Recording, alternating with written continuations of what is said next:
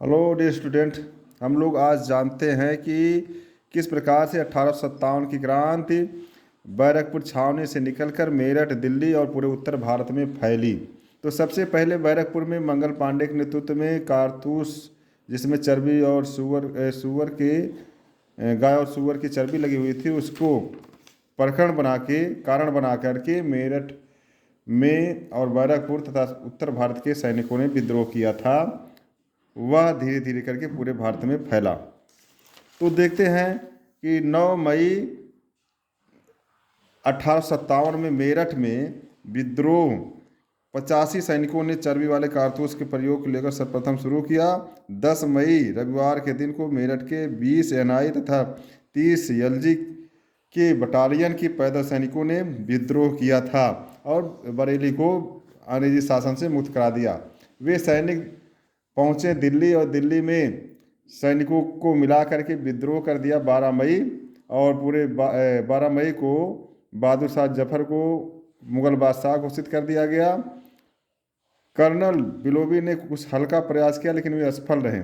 इस प्रकार दिल्ली पर नियंत्रण होने के बाद प्रतीक रूप में बहादुर शाह जफर द्वितीय को मुगल बादशाह बनाया गया तथा उनके सेनापति के रूप में बख्त खान को नियुक्त किया गया। एक सैनिक कमेटी के तहत बख्त खान, जो बरेली के सैनिकों का नेतृत्व करते हुए दिल्ली आए थे, उन्हें नेतृत्व सौंपा गया। इस प्रकार दिल्ली पर कब्जा होने के बाद पूरे उत्तर भारत में यह विद्रोह फैल गया। दिल्ली में अंग्रेजों ने सबसे पहले विद्रोह का दमन भी शुरू किया, क्योंकि दिल्ली पर अधिकार होना उनके शासन को चुनौती था।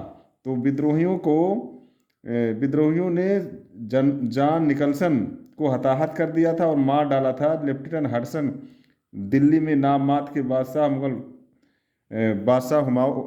बादशाह बहादुर शाह जफर को उनके बच्चों के साथ हुमायूं के मकबरे से गिरफ्तार किया था और उनमें मिर्जा ख्वाजा सुल्तान मिर्जा अबू बकर को गोलियों से भून दिया गया था बहादुर शाह जफर के सामने। इस प्रकार बूढ़ा बादशाह अपने पुत्रों को मौत को अपनी आंखों से देखते हुए नम आंखों से भारत भूमि को छोड़ करके अंग्रेजों ने उसे रंगून भेज दिया, जहां 1862 में उसकी मृत्यु हो गई थी। इसके अलावा दिल्ली में जो 12 मई से विद्रोह हुआ था, जनरल निकलसन और हडसन ने 22 सितंबर 1857 को समाप्त कर दिया था विद्रोह। इसके अलावा कानपुर में विद्रोह 5 जून 1857 में हुआ था। यहाँ पर विद्रोह का नेतृत्व नाना साहब ने किया था, जिनका बचपन का नाम दूदू पंत था।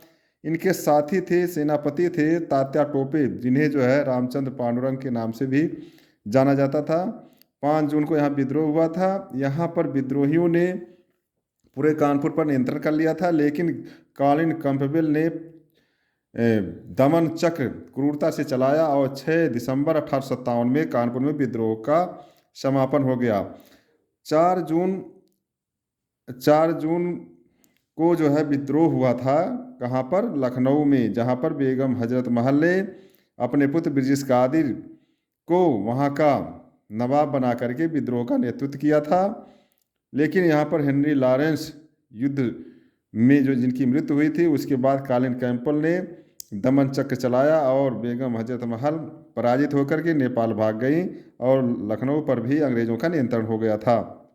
इसी प्रकार इलाहाबाद में लियाकत अली खान ने 6 जून को विद्रोह किया था और इनके विद्रोह का दमन कर्नल नील ने किया था। जून के अंतिम सप्ताह में विद्रोह समाप्त हो गया था। इसी प्रकार से फैजाबाद में मौलवी अहमदुल्ला, जो कि पढ़ाते लिखाते थे मकतब मदरसों में, इन्होंने यहाँ पर विद्रोह का नेतृत्व किया था। इन पर 50,000 कितने का 50,000 का सरकार ने इनाम भी रखा था। यहाँ पर जून में विद्रोह शुरू हुआ था। कर्नल नील ने यहाँ पर जून के अंतिम सप्ताह में विद्रोह को समाप्त कर दिया था।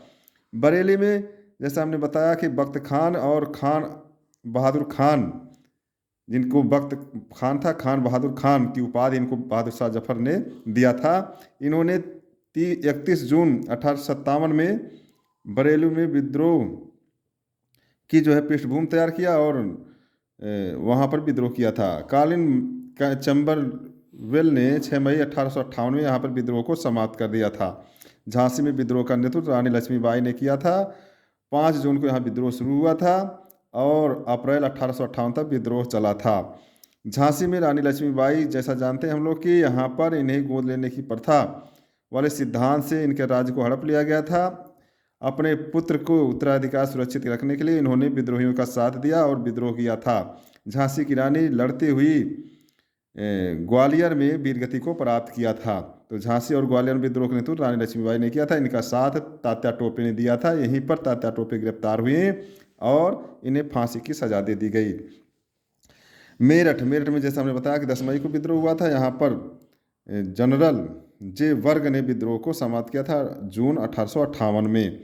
जगदीशपुर, ये बिहार में एक रियासत थी। यहाँ पर बाबू कुंवर सिंह ने विद्रोह किया था 3 अगस्त 1857 में और कर्नल ली ग्रैंड ने यहाँ पर विद्रोह को दमन किया था। हरियाणा में विद्रोह का नेतृत्व राव तुल्ला राम ने किया था। 12 मई 1857 में जनरल बेनकोट लैंड ने जून 1858 में विद्रोह को समाप्त कर दिया था। इस प्रकार विभिन्न स्थानों पर विद्रोह जो हुआ, उनके विद्रोहकर्ता और कब हुआ, कब समाप्त हुआ और विद्रोह को दमन किसने किया, इसको हम लोग जाने।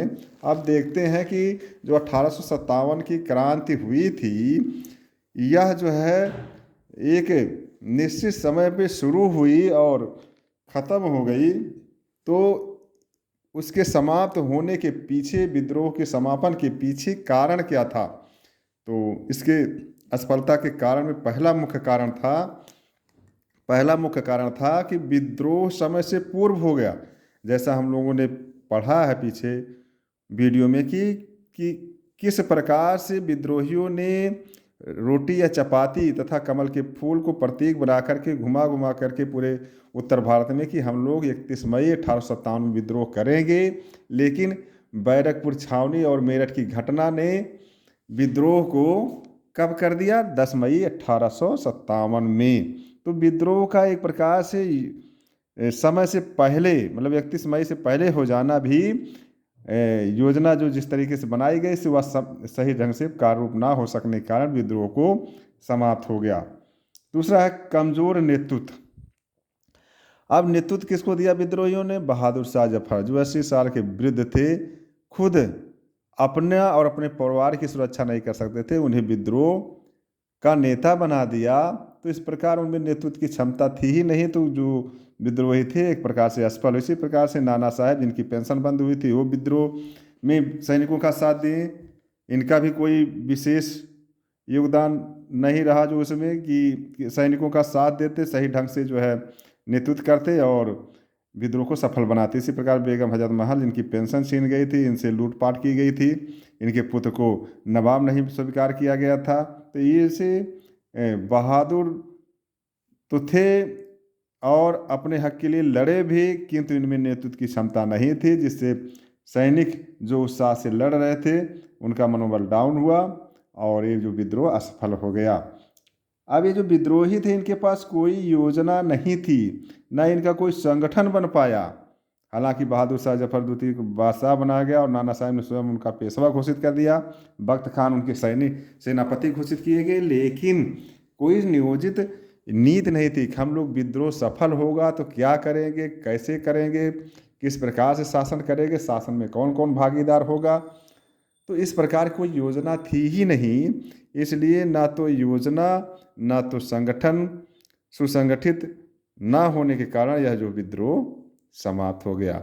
अब ये जो विद्रोह किया था इसमें कुछ विशेष वर्गों ने हिस्सेदारी किया था, जैसे सैनिक और पेंशन, राज्य को छीनना, जमींदारी को छीनना, पद और उपाधियों को अंत करना, गोद लेने का व्यवस्था पर जो है रोक लगाना, यह सब जो सरकार की नीतियां थी उसी के खिलाफ लोगों में द्वेष भाव था। कृषकों ने भी साथ दिया तो वे, उनकी ज़मीनें छीनी गई थी, उनका कर्ज भार बढ़ गया था। तो महाजनों, जमींदारों, सेठों के घरों पर हमला करके किसानों ने अपने ऊपर कर्ज और कागजात के जो कार्य और जो साक्ष्य थे उसको जो है समाप्त कर दिया जला करके। इस प्रकार से किसानों ने जो विद्रोह किया था, जमींदारों ने जो विद्रोह किया था, अपने स्वार्थों की पूर्ति हेतु किया था। तो इस प्रकार से, और इसके अलावा जो भारतीय अन्य थे, जैसे बम्बई, मद्रास, पंजाब, मध्य भारत, पूर्वी बंगाल के हिस्से इसमें शामिल ही नहीं थे। केवल उत्तर भारत के हिस्से, बंगाल, पश्चिमी बंगाल से लेकर हरियाणा तक के क्षेत्र शामिल थे। इसके अलावा पढ़े लिखे भारतीय और स्वार्थी देशभक्तिहीन लोग इस विद्रोह से दूर थे। तो इस प्रकार से समाज के सभी वर्गों का सहयोग न होने के कारण यह विद्रोह असफल रहा।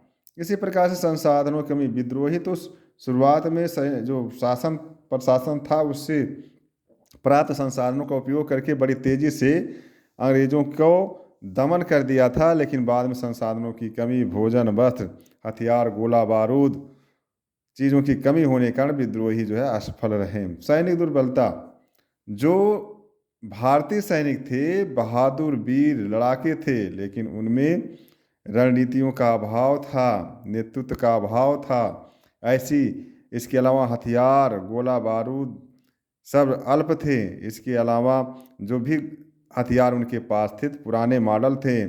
जो अंग्रेज इनके खिलाफ लड़ रहे थे सैनिक, उनके पास अत्याधुनिक हथियार, गोला बारूद की भरपूर मात्रा, संसाधन आदि, संचार व्यवस्था आदि उनके पक्ष में थी। इसीलिए भारतीय सैनिक जो विद्रोह किए हुए थे वे जो है हार गए। अंतिम है राष्ट्र प्रेम का अभाव। ना तो सैनिकों में राष्ट्र प्रेम था, ना तो जो है भारतीय कृषकों में था, ना नवाबों, जमींदारों और जो भी विद्रोह में हिस्सेदारी किए थे उनमें राष्ट्र प्रेम का अभाव था। क्यों अभाव था? क्योंकि सब अपने अपने निहित स्वार्थों के लिए लड़ रहे थे। सैनिक जो है समान वेतन, अपमान आदि के खिलाफ, अंग्रेजों के खिलाफ, इसके अलावा चर्बी वाले कारतूस का प्रयोग न करने के लिए लड़ रहे थे। और इसीलिए जो है इसके अलावा जमींदारी छीन जाने के कारण नवाब और नाना साहब पेंशन बंद होने के कारण रानी लक्ष्मीबाई गोद लेने की नीति के खिलाफ और बेगम हजरत जैसे लोग जो है नवाबी छीन जाने के कारण जो है इस सरकार के खिलाफ जो है विद्रोह किया था। तो जो 1857 का विद्रोह हुआ था इन कारणों से असफल हो गया। अब जो विद्रोह असफल हुआ, सरकार ने विद्रोह पर नियंत्रण कर लिया था, तो उसके बाद क्या परिणाम हुआ? परिणाम यह हुआ कि कंपनी जो कि 1600 ईस्वी में स्थापित हुई थी वह आके 1858 में समाप्त हो गई। 1858 में समाप्त हो गई। अब जो कंपनी है उसका शासन समाप्त हो गया। अब दूसरा है, कंपनी जब समाप्त हुई तो उसके स्थान पर कौन शासन आया? अब ब्रिटिश क्राउन जो है शासन करने लगा। जो वहाँ की महारानी थी विक्टोरिया, उनका शासन आरंभ हुआ। विक्टोरिया की घोषणा इलाहाबाद से पढ़ी जाती है। तब से लेकर 1947 तक महारानी या क्राउन का शासन भारत में रहा। जो नीतियाँ थी ब्रिटिश सरकार या कंपनी की, वह में परिवर्तन आ गया। परिवर्तन क्या आया कि अब विस्तारवादी नीति जो है रुक गई। विस्तारवादी नीति रुक गई। अब जैसे जितना भी सम्राट था उसमें शासन व्यवस्था की सुदृढ़ता की ओर, प्रशासन को सुदृढ़ बनाने की ओर, न्यायपूर्ण शासन करने की ओर ध्यान दिया गया। सेना के स्वरूप में परिवर्तन हुआ। जो सेना क्रांति से पहले 5:1 के अनुपात में थी, मतलब 5 भारतीय 1 अंग्रेज थे, क्रांति के बाद 2:1 के अनुपात 2 भारतीयों पर 1 अंग्रेज को शामिल किया गया। इसके लिए पील कमीशन का गठन किया गया था। इसी प्रकार से सैनिकों की भर्ती में भी अब ध्यान दिया जाने लगा, क्योंकि उच्च जाति के भाड़े के सिपाही ही विद्रोह किए थे। अब उनकी भर्ती पर रोक लगा दिया गया, मात्रा कम कर दिया गया एक प्रकार से। और अब सभी जातियों के सैनिकों की भर्ती ब्रिटिश सेना में होने लगी। तो रॉयल कमीशन सैनिकों की भर्ती, वेतन भत्ते आदि के निर्धारण के लिए गठित किया था। प्रशासन में भारतीयों की भागीदारी को धीरे धीरे करके बढ़ाया गया कि 1861 में भारतीय प्रशासन अधिनियम पारित किया। उसके तहत भारतीयों को प्रशासन में, विधायिकाओं में, न्यायपालिका में शामिल किया गया, ताकि उन्हें यह एहसास ना हो कि हमारे ऊपर विदेशी शासन कर रहे हैं, बल्कि भारतीय ही भारतीयों पर शासन कर रहे हैं, यह भाव जगे। भारतीय राजनीति में चरमपंथ का उदय भी 1857 की क्रांति के बाद से हुआ। तो विद्रोह का परिणाम यह हुआ। विद्रोह का परिणाम में होता है किसी के बाद भारतीय भी समझ जाते हैं कि हम अंग्रेजों को सैनिकों से मुकाबला नहीं कर सकते हैं, बल्कि हम उन्हें दूसरे भाषा शैली में बदल सकते हैं, बदल करके अपना शासन स्थापित कर सकते हैं। इसी के बाद राष्ट्रीय आंदोलन संगठन के माध्यम से शुरू होता है। विद्रोह का स्वरूप क्या था? विद्वान एक मत नहीं इस बात पर कि 1857 की क्रांति का स्वरूप क्या था। विद्वानों ने भिन्न भिन्न मत अपना दिया हुआ है। सबसे पहले जो मत आता है, सर जॉन लॉरेंस और सीले ने इस विद्रोह को सैनिक विद्रोह कहा। यदि इनके कथन को माना जाए तो कुछ हद तक सही प्रतीक होता है, क्योंकि चर्बी वाले कारतूस की घटना से सैनिकों में विद्रोह किया और ज़्यादातर हिस्सों में सैनिकों ने ही विद्रोह किया और नेताओं, जमींदारों आदि को अपना मुखिया मानकर उनके नाम से जो है विद्रोह का नेतृत्व किया और शासन किया। इसी प्रकार से L.E.R. रीज ने धर्मांधों का ईसाइयों के खिलाफ युद्ध किया। ये तो अलग रंग दे दिए कि हिंदू मुस्लिम ने मिल करके ईसाइयों को मारा, क्योंकि जो भी मारे गए विद्रोह में वो अंग्रेज सैनिक ही मारे गए भारतीयों सैनिकों के द्वारा। तो इसको इस रंग में इन्होंने दिया। T.R. होम्स ने बर्बरता और सभ्यता के बीच युद्ध कहा कि जो भारतीय हैं वे बर्बर हैं, असभ्य हैं, पढ़े लिखे नहीं हैं, वहीं अपने यूरोपियंस और ब्रिटिश लोगों को सभ्य माना है कि यह जो युद्ध हुआ, विद्रोह हुआ, यह सभ्यता और बर्बरता के बीच हुआ। इनका कथन तो और जाति पैदा करता है। इसी प्रकार से आउटरम ने हिंदू मुस्लिम षड्यंत्र कहा। ये तो जो है धर्मांध बना दिया जो है हिंदू मुस्लिम को, इस विद्रोह को। बेंजामिन डिज़रेली पहले विदेशी हैं जिन्होंने 1857 की क्रांति को राष्ट्रीय विद्रोह कहा है। इन्होंने ही कहा था कि अगर समय रहते विद्रोह का दमन नहीं किया गया तो भारतीय रंगमंच पर राजाओं के अलावा कुछ और पात्र दिखाई पड़ेंगे। और पात्र मतलब जो पढ़े लिखे भारतीय हैं वे भी अपना रूप इसमें जो है दिखा सकते हैं। तो इसके अलावा अशोक मेहता जैसे विद्वान ने अपने पुस्तक द ग्रेट रिवोल्यूशन में लिखा है कि यह विद्रोह राष्ट्रीय विद्रोह है। इन्होंने बेंजामिन डिज़रेली के कथन को आगे बढ़ाया।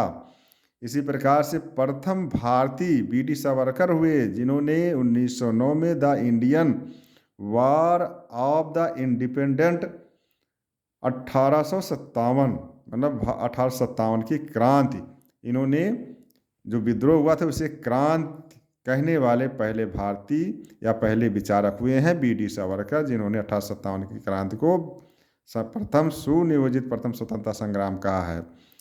वहीं एक ऐसे विद्वान हुए हैं जिन्होंने ना तो इसे क्रांति माना ना तो प्रथम स्वतंत्रता संग्राम माना। वे हैं R.C. मजूमदार, जिन्होंने द सिपाही म्यूनिटी एंड रिवोल्यूशन ऑफ 1857, दूसरा ग्रंथ इन्होंने लिखा पैरामाउंटिशा एंड इंडियन रिनेसांस। इन्होंने कहा यह विद्रोह, यह कथा कथित प्रथम राष्ट्रीय स्वतंत्रता संग्राम ना तो प्रथम था, ना ही राष्ट्रीय था और ना ही स्वतंत्रता संग्राम था। इन्होंने गोलमाल कर दिया कि ना तो यह राष्ट्रीय था, ना विद्रोह था, ना स्वतंत्रता संग्राम था। इसी प्रकार यशवंत सेन नामक विद्वान ने स्वतंत्रता संग्राम माना है। एक मार्क्सवादी विचारधारा मिलती है कि 1857 की विद्रोह सैनिकों का और कृषकों का प्रजातांत्रिक गठजोड़ था। सैनिकों और कृषकों का प्रजातांत्रिक गठजोड़ था। इनका कथन कुछ हद तक सही प्रतीत होता है, क्योंकि इस क्रांति में सैनिकों और कृषकों ने बढ़ चढ़ के हिस्सेदारी निभाई थी, चाहे वह अपने स्वार्थों के लिए चाहे देश हित में। जॉन सीले नामक विद्वान ने बताया कि यह विद्रोह पूर्णतः देशभक्ति रहित स्वार्थी सैनिकों का विद्रोह था। तो इस प्रकार से इन विद्वानों के कथन को पढ़ने के बाद हमें निष्कर्ष में आता है कि विचारधाराएं दो प्रकार थी, एक भारतीय मत और दूसरा विदेशी मत। भारतीय मत और विदेशी मत। भारतीयों में ज़्यादातर ने कहा कि यार राष्ट्रीय विद्रोह था और स्वतंत्रता संग्राम था। और विदेशी मत ने ज़्यादातर इसे सैनिक विद्रोह बताया, सैनिक किसक गठजोड़ बताया, धर्मांध बताया और हिंदू मुस्लिम षड्यंत्र बताया। तो जो थे इस कि विद्रोह कहते हैं विदेशी, और ये जो भारतीय मत स्वतंत्रता संग्राम कहते हैं। तो यही अंतर आ जाता है। हम लोग चूँकि भारतीय हैं तो इस विद्रोह को प्रथम स्वतंत्रता संग्राम ही कहेंगे, और जो विदेशी हैं उसको कह सकते हैं, क्योंकि उनका शासन यहाँ पर करने की सार्थकता सिद्ध करना था। और हम लोग भारतीयों के पक्ष में रहते हुए यह मानेंगे कि यह विद्रोह प्रथम स्वतंत्रता संग्राम था। इस प्रकार से भारत में 1857 की क्रांति के विभिन्न पहलुओं को हम लोगों ने इस टॉपिक में सीखा, जाना।